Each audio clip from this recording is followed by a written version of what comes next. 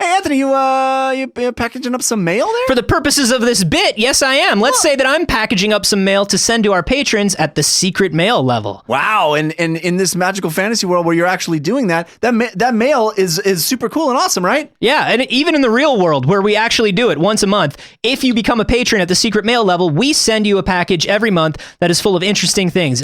Previously, we've sent zines, we've sent pins, we've sent art prints, and we have something really amazing coming up this next month. That's patreon.com/wehaveconcerns.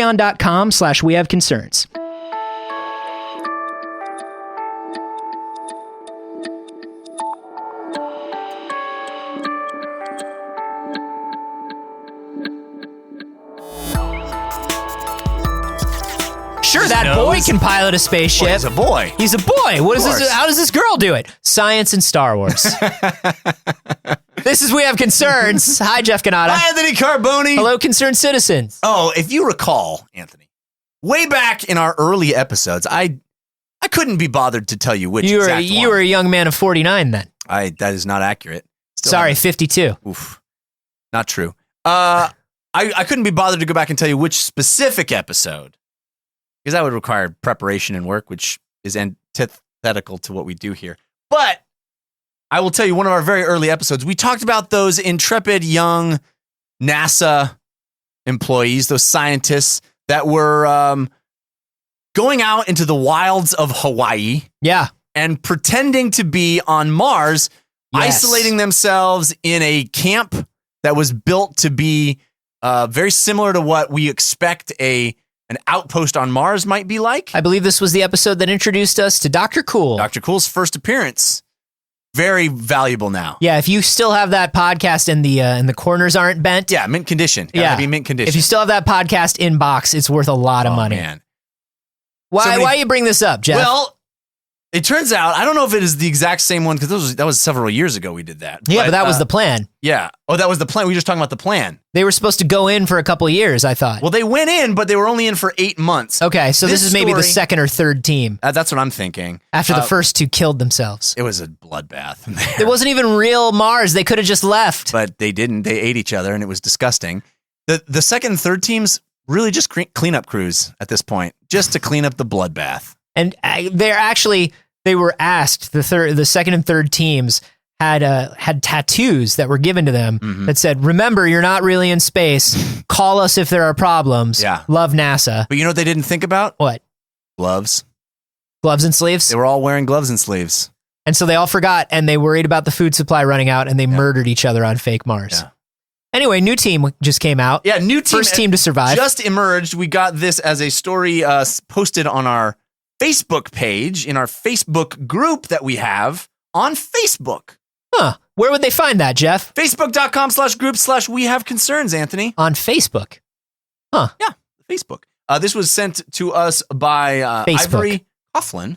And Ivory posted the story about the latest Mars research crew emerging from their isolation after 8 months. And also the strange cocoons that they somehow wound up in after the security feed went dead for 2 to 3 minutes. Went out. Came back and they were in cocoons. Very short period of time.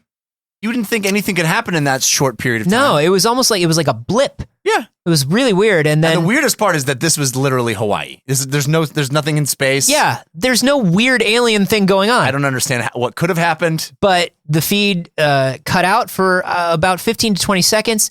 And when it came back, they were all in cocoons. They were in cocoons for 4 to 6 weeks. Yeah. Feed went out again, came back, cocoons were gone, crew was there. Everything seems fine. Seems totally fine. Nothing weird. And yet, there's a look in their eyes that they didn't really have before. You know, a strange response to a question here or there. Yeah. Something you might not even notice. I do love my human wife. Why do you ask? Yeah. Like weird shit like that. Phrase. But she is my human wife. I know it sounds weird, but she's my human wife. Yeah. I too am human. She's delicious / delightful. I have always been human, and I always will be human. And maybe something more? Nah, just human. Sorry, I retract that. I take it back. And yet they never left Earth. They were always in Hawaii. Just on Hawaii. Just Hawaii. You could have gotten a shaved ice like a block away. Yeah, this is Honolulu, for God's sake. So they speaks came to the power of suggestion. Yeah. Is what this speaks to. So they came out, and what did they learn, Jeff? So much, Anthony. I'm so glad you asked. They were in captivity in a Interesting choice. Interesting choice of phrase there, Jeff. a vinyl structure. In a vinyl collector's basement. It was the most infuriating Dusty. and obnoxious and dusty 8 months anyone has ever spent. What a treasure trove of vinyl. Just like, I don't want to hear about early jazz on 72s. super rare. Yeah, I don't care. I don't care. But No, can I just play one more No, for you? put the Dave Brubeck back. Yeah, it's good. This is a unreleased track that No, stop he did. it. Dave Brubeck 5. I swear to God, if you get out the Astra Gilberto, I'll kill you. I'll murder you. Django Reinhold right here. Reinhardt, No, I'm pretty sure it's Reinhold. I have to get out of this basement. You remember when Django Reinhardt and Judge Reinhold had a baby? Yeah, and it was Reinhardt from Overwatch. he was amazing in all those movies where he played the guitar.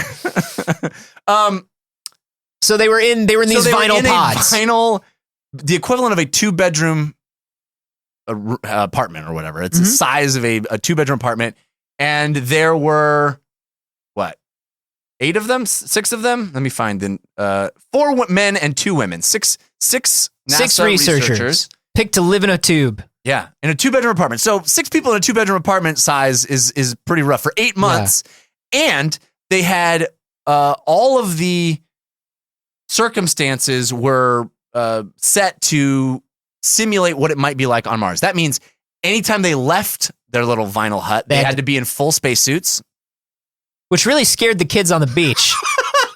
Yeah, it really did. This kid walking by, sipping his shave ice. And every time they passed a kid or any human or any living creature, they had to act like they had found alien life. Yeah. Because that was part of the experience. Happened. You have to live on Mars. It's yes-anding. They had to constantly yes-and Honolulu. If you're living on Mars and you're following the procedure and you run into a kid eating shaved ice, you've got to report that and study the kid and take a sample. And so many of the parents got so mad in the area because so many samples taken from children. Captain's log. Thursday. We met strange, fleshy creatures wearing only shorts. How do they survive in this environment? This hostile environment. They must have adapted. They gave us strange necklaces of connected flower petals. And they were so happy to do so. We wore them around our spacesuit necks as we walked through this hostile environment. All I could think about, turning home safely. With their happy faces as they cavorted hither and yon with pails and shovels. Simple, strange implements that they seem to have crafted out of a plastic substance not seen before on this planet. They're tiny creatures, all of them, very short. Captain. Yes. I'm sorry to cut in. I just wanted to let you know they're like super into Bruno Mars. What? Yeah, I don't know how they got it, but they're super into Bruno Mars. They must have intercepted one of our Earth transmissions. Captain. Yeah. Here's what's crazy. What's crazy? They Lieutenant? say Bruno Mars is from here. Actual Mars. Oh my God. And that some of them went to high school with him. Here in Honolulu, Mars. What? That's true. They're very proud of Bruno Mars in Hawaii. So they had to live exactly like they would have if they were colonizing Mars. So they had spacesuits. Anytime they left, they had to go in groups of 2, wearing spacesuits that were pressurized like they would. And any communication they had with outside the vinyl house, they called it Vinylton. Mm-hmm. Vinyl. North Vinylton. Yeah, North Vinylton. Was delayed by 20 minutes, as it would if you were on Mars. So any kind of communication they had with the outside world. So if they walked up to the guy who was running the shaved ice cart, yeah, and he would be like, "What do you want?" And then they just stand there. It's so frustrating for that guy. So frustrating. Oh my God. I just want to know if you want some of the milk on top or not. Coconut, please. God damn it. God damn it. There's a line. The line is getting really, really long. Stardate Friday. No milk for me. Stood in a line. So they have to be pressurized suits, tandem exploration, delayed communication with the mission base. I'm sure supplies were limited as well. Indeed, they had one of their crew members actually was a biology specialist, Joshua Elrich, and his whole purpose was to fucking... I'm sorry, his name is actually Joshua Eldritch Horror. It's it's a hyphenate. Yeah. And he started getting a little weird like 3 weeks in. Yeah. He got the space madness. He got the Honolulu madness, they call it. He got that Honolulu madness. You remember that hit movie starring Elvis Presley and Anne Margaret. His entire job was to poop daemon this whole thing. He was like poop daemoning the whole situation, growing crops, poop daemon style. Carrots, peppers, pak choy, Chinese cabbage, mustard greens, radishes, tomatoes, potatoes, of course. Of course. Can't poop daemon without potatoes. Nope. And tons of parsley and oregano. So what did they find? Was this easy to do? Like, what was their experience doing all this? Well, they ate mostly freeze-dried or canned food, and then they grew food over time from Elrich Horror over here. And it turned out that they got real agitated with each other over time. No shit. Yeah. They said they had specially designed sensors that measured their voice levels and proximity to each other in their little 1,200 square foot living space. And the proximity sensors were audible to the people living in the space. So it was just all the time, just like, beep. You're in my space. You're in my space. You're in my space. Dave, could you just back off like 2 steps? There's literally no room. There's literally no room to back up. I'm sorry. I wish I could. Here. There's 6 of us in here. Oh, for the love of God! I'm just waiting for the bathroom. It's not my fault. Maybe if you didn't take too long in the bathroom, I'm just waiting outside. Beep, beep. You know how hard it is to pass freeze-dried food, potatoes and parsley? That's what I'm waiting to do. Meanwhile, back at Mission Command, the sensors don't have to be audible, Jim. I can turn them down. No. Let them be. See how this plays out. So they said the devices could sense if people were avoiding one another or if they were toe-to-toe in an argument. Oh. He said, what we've learned, for one thing, is that conflict, even in the best of teams, is going to arise. He said cryptically. We said the best people who loved hanging out with each other, top of their class at NASA space camp. The best 6 friends you could ever find. 5 of them came out. We're not going to say which didn't make it, but it was annoying Jeff. And if you listened to the last episode, you know that. What? I think we just called the annoying guy Jeff. Or maybe that's just me remembering. That's not. Because of my proximity sensor. Canon. That's not canon. To you. For the last 3 years. No, I mean, this is the dumbest conclusion to come from. What do we get from this? He says, what we've learned is it's really important to have a crew that both as individuals and as a group is really resilient, able to look at conflict and come back from it. We want people that can come back. Yeah, if we're going to send people to Mars, we'd really love it if they could come back. It turns out this was an episode of The Real World that we did, and we really didn't want it to be at all. We wanted it to be science, and it turns out that anytime you put people in a place, it's the real world. It turns into the real world. Yeah. There's a lot of fucking, tons of fucking. So much. And they were drunk all the time. We don't even know how they got alcohol. It was all these weird shaved ice containers everywhere. Oh, it was actually, I'm sorry, I know how they got the alcohol. Oh, what? I had one of the associate producers just give them alcohol all the time. Oh, well, that does make sense. I just felt like it made for a better experiment, more entertaining. It certainly entertained me for 8 months. Can we renew these guys? Yeah. We can have them come back on the NASA SpaceX challenge, the gauntlet. Yeah, which is when the people from NASA's Honolulu fake colony and Elon Musk's SpaceX fake colony come together to run obstacle courses, get drunk, and fuck. Yeah. It'll run for many, many seasons. So I mean, I feel like we didn't learn much that common sense wouldn't have told us. Well, I suppose so, but this is confirmation of hypothesis. Sure. Also, they've tested different ways to cope with stress. Oh, okay. And you're going to love what they came up with. Push one guy out of the airlock. Just sacrifice one dude every week based on a series of votes from the other people. The difference between 6 people in a 2-room apartment and 5 people in a 2-room apartment feels like a lot. Oh, it's a huge difference. It's a factor of 1. That was my favorite Jason Statham movie. Factor of 1. The study had them, when they became overwhelmed, Anthony, I love this.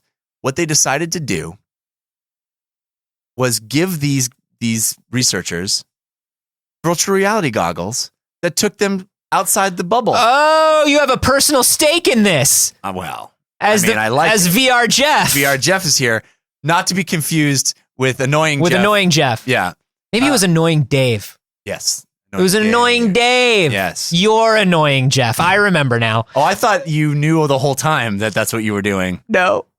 It just was so natural. No, it was just so sorry. That was my subconscious. I love you. I love you. You're my friend. Yeah, virtual reality devices that when the proximity sensor was getting a little too crazy, I'm just going to go to my happy place, literally had happy places that they could go to in virtual reality. They could What were people's happy places? Ironically, Honolulu. But outside the vinyl. They weren't goggles so much as they were VR goggles so much as they were like those old spy tech periscope goggles. Yeah, just outside. Like those $20 periscope goggles that you could buy, and it just let you look at the beach that's right there already. It let them it took them away to familiar landscapes or places that were where they didn't feel so confined and so cramped. Huh. Yeah. That's pretty cool, actually. Yeah. I mean, I do believe that virtual reality and things like it will be huge coping mechanisms as we are colonizing space. I mean, right. Like you think about living on another planet and look, man, other planets don't have shaved ice or oceans or what if we find a planet of just shaved ice? It's like Hoth, but it's got flavor. We'd destroy it so fast. We would. We're awful. We are the locusts. But you think about that, it's like to keep yourself sane on a planet like that, to have some semblance of normalcy or entertainment or something, you're going to need something that's fully immersive. Yeah. You have to literally take your mind and your senses off where you are. Yeah. All we want to do is get off Earth. But once we're off Earth, all we want to do is pretend like we're back there for So ironic, am I right? God. Grass is always greener. There is no grass on other planets. So it's literally greener. It's literally, some things are greener. They're not grass. Yeah. Aliens are always greener. So what do you think these guys did as their first act outside of the Vinylton? Well, before we get there, can I ask you one quick question? Please. Did they find any issues other than interpersonal issues? Did they find any issues with supplies, with safety, with everything was fine? No, it turned out everything it worked really smoothly for 8 months. They grew their own food. I mean, they didn't. It was mostly testing mood and the ability to cohabitate like that. So that was really the focus of the study. But they did things that they would have to do in that environment. Gotcha. But the focus of the study was how are people going to handle this? So they didn't let food get too scarce, et cetera, et cetera. Right. They kind of were like, okay, we're not going to let these people starve because that's not the point. Although I would like to see how these people turn on each other. I think that's the most important thing. Well, season 2. Season 2, you got to escalate, make it bigger. Season 2, make food scarce. What did they do when they got out, Jeff? Shaved ice? Well, close. They ate a really delicious meal of tropical fruits, fluffy egg strata. They just wanted to eat things. Yeah, like regular food. And get the fuck away from each other. Yeah. They went into a restaurant. Actually, NASA rented a banquet hall, and only the 6 of them went. And they sat on they were opposite all in opposite corners of the room. And one of them just said, "Tell Sally never to fucking talk to me again." It was like that. It was like my favorite scene in any Batman movie, where Vicky Vale and Bruce Wayne are passing the the salt. It was like that. I will on never purpose. fucking pass the I will salt. never fucking pass the salt, Vicky. That's kind of cool. That's That tracks. That's what I would have expected. Would you do this? Would you spend 8 months in a tiny 2-bedroom apartment with 7 other people? Not if it forced to wasn't live in a house. Not if it wasn't real space. True story. I'd go do it if I knew it was real space. To do it in Honolulu and know that there's like Honolulu outside. Well, they did it. We should be clear. They did it in a portion of Honolulu that looks like Mars. Yeah, of course they did. Mars by the old Navy. Bruno Mars is where Bruno Mars grew up. They did it in Bruno Mars's backyard. It looks just like Mars. It looks. You can look out and see the Martian landscape, which is what Bruno Mars calls his herb garden. Yeah, I would. If my name was Bruno Mars, I would call everything Martian. No, I wouldn't do it. I don't think I would do it unless it was actual space. That sounds terrible. Yeah. Think of all of the video games you'd miss, and or movies. Yeah, but you'd have all the VR you ever wanted, Jeff. Oh, now I'm in.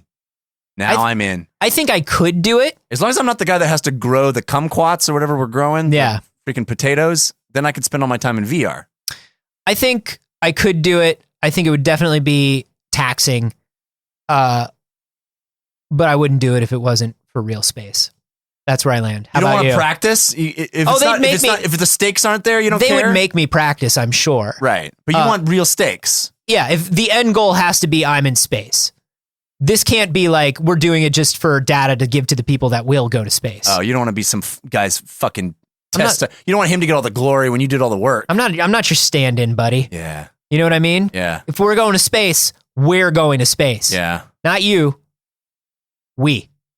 How about you? Would you do this? I don't think I would. No. No, it does not sound pleasant in any way. Other than the free trip to Honolulu, but really, you don't even get to. But it's like it's like the worst business trip to Honolulu. It's not even like, oh, I only had a couple hours in between my conference and the airport. Yeah. And I got to have one good meal or like see the beach or whatever and take my shoes off. No, it's not even that. It's like you fly into Honolulu, you're taken to a vinyl dome where you live for 8 months and then you're whisked away. That's terrible. You could be like, I want to go snorkeling. We're in space, Jim.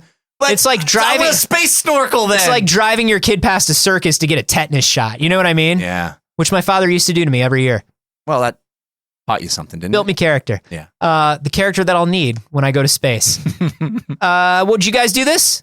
Yeah. Are you going in for 8 months? Would you do it for the good of the data? Would you do it in space? Not everybody wants to go to space, Jeff. What 7 people would you choose to cohabitate with? And what 5 albums? Yeah. And 3 books and 2 video games. And a partridge in a pear tree. And a partridge in a pear tree. And you can hashtag those Dr. Cool, who did not appear in this episode. He didn't even appear, but he was always lurking. When there was only one set of footprints on the Martian sand, that is when Dr. Cool was operating on you without you knowing on his sweet mobile electric skateboard operating table. That's how he does it. So